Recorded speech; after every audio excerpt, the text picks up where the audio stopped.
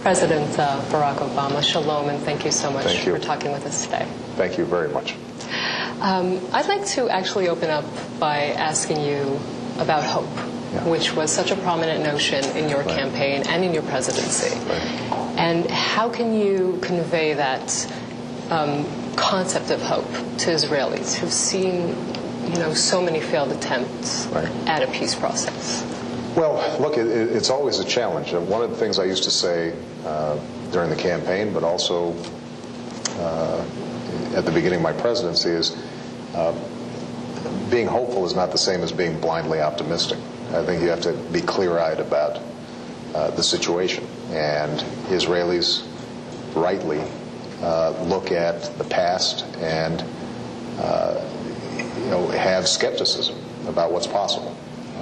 They see the enmity of neighbors that surround them in a very tough neighborhood.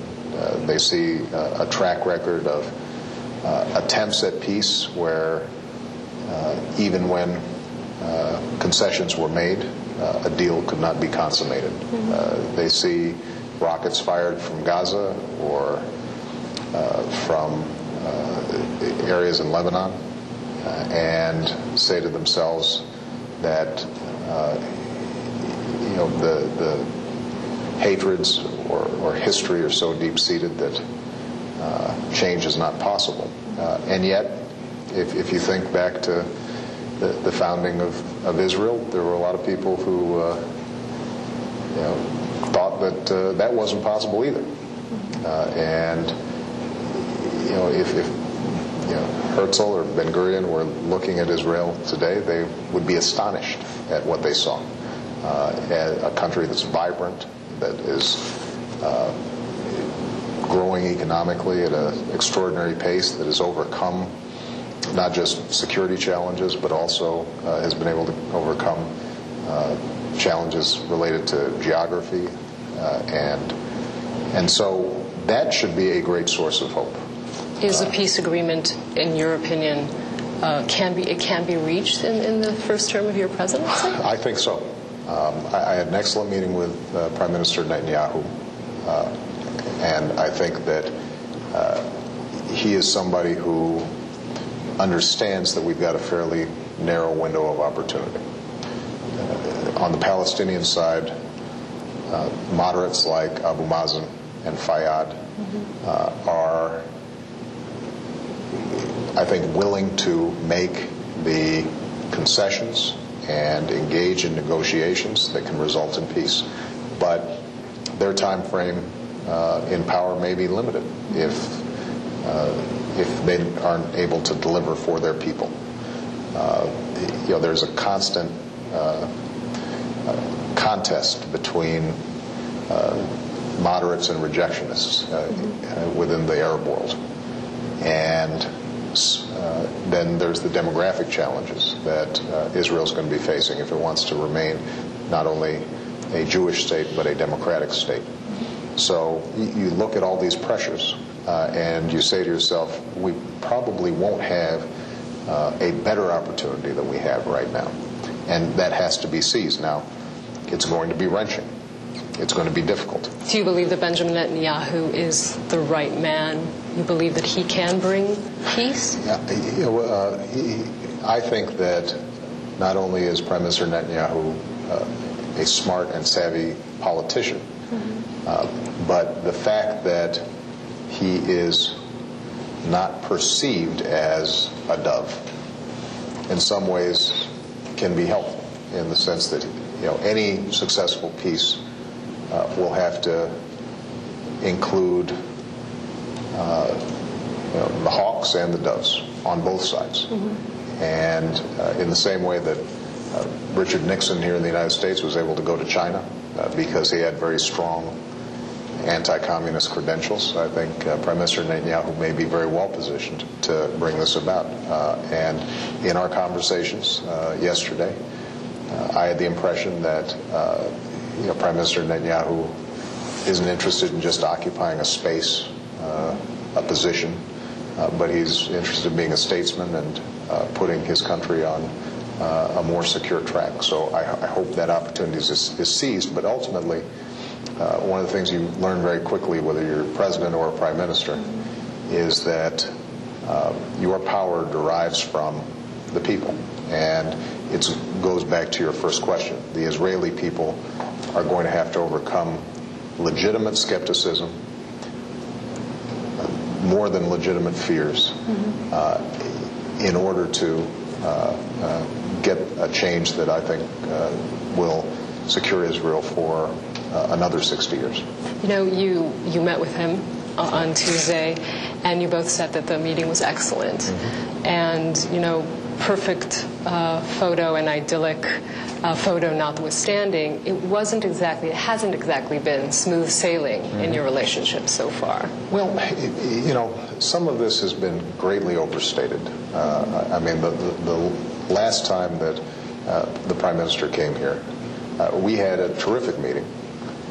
It was so good that it spilled over, and the reports then came out that somehow I had snubbed the Prime Minister, when in fact what had happened was the Prime Minister was interested and eager enough in working out some issues that he wanted to convene with his team, and then I came back and we had this meeting. And the fact that there were no briefings, no photo ops on that meeting. Well, all of that fed this impression that somehow there were more strains than there were.